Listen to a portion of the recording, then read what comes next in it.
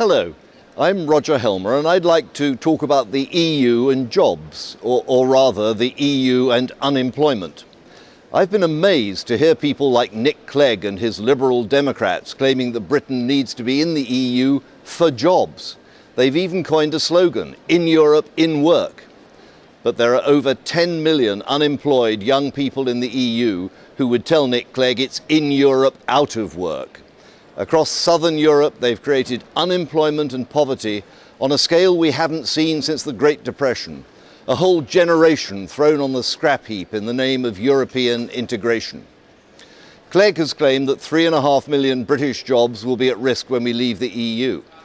But the jobs depend on trade, not membership, and trade will continue after we leave. China, America, Japan trade perfectly well with the EU, and so will an independent Britain. The only jobs really at risk when we leave the EU are those of 73 British MEPs. And of course, the British Commissioner job that Nick Clegg has his eye on. Someone recently described the euro currency as a bankruptcy machine, and of course they were right.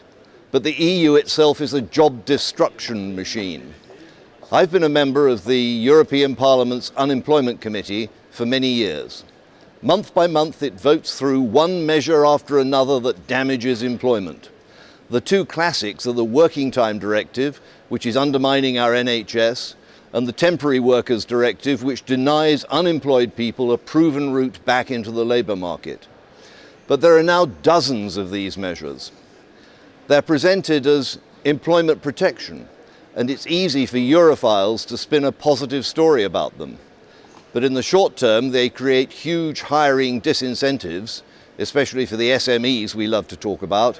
They raise immediate barriers to entry to the labour market, they increase employment costs, and in the medium term, they stifle growth and competitiveness and reduce GDP and overall employment opportunities. They're a job destruction machine. I remember saying to other MEPs in the committee, look, you've just voted for something that will destroy jobs in your home country. And the reply? Okay, Roger, we know you worry about that, but we're building Europe. Then there's my specialist subject, energy. But don't take my word for it. EU Industry Commissioner Antonio Tajani says energy prices in Europe are creating an industrial massacre. Not my words, his words, but he's right. We're driving jobs and investment out of the EU altogether, often to jurisdictions with lower environmental standards. It's a lose-lose deal. Ask the 500 plus workers who lost their jobs at the Alcan Linemouth plant as a direct result of green taxes. Ask the 123 workers who lost their jobs at the Kings North Power Station in Kent because of the EU's large combustion plant directive. Ask BMW, who chose to locate a new plant in the USA, not the EU, explicitly because of energy prices. Or ask Jim Ratcliffe of INEOS, who says the chemicals industry in Europe could be extinct in 10 years unless we resolve the energy price problem. Then there's the EU's free movement of workers principle, which allows citizens of much poorer countries to come freely to richer member states, attracted by higher wages, or in many cases by higher welfare and healthcare standards.